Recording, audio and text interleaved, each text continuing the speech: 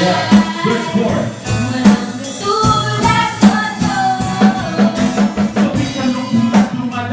Buhay ko, pagkasaya nagmumula lamang sa mga salita mo. Maalala ko na ang bawat pangako mo.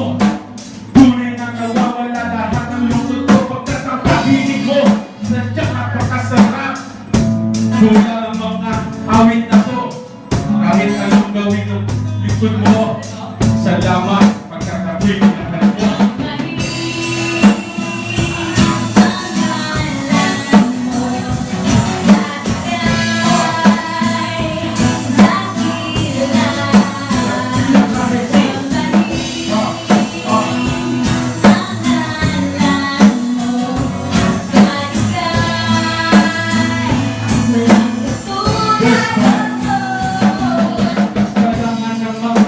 Lubos maisip pag-ibig mo mula pag-umpisa ako nasa isip mo.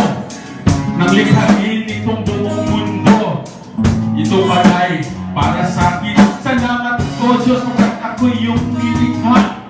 Pag-ibig mo hindi nawawala. Patuloy nga ang pagpapala kahit kung minsan ako'y lumatalikod. Ang alam mo, Jesus.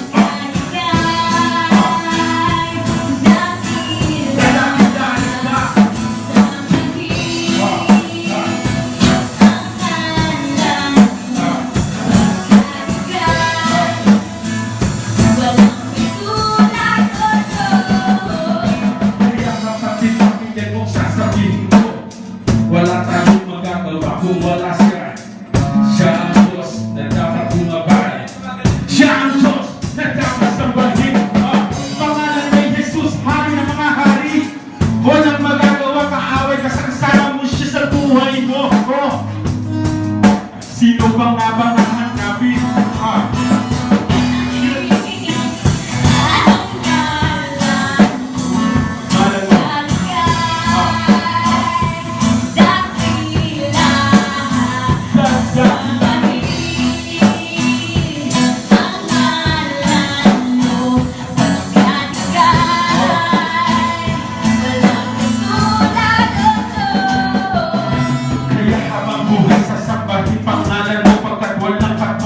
Ang pag-ibig mo, pangalan mo Jesus, sarap panggilin.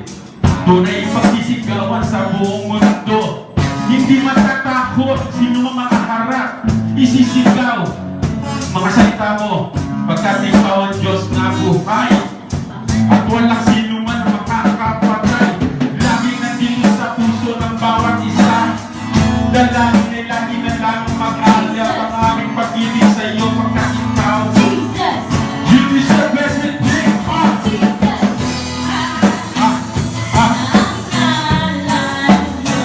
Ay sarap magpulit. Pulit ka. Lagi na pupulit. Pupurihin.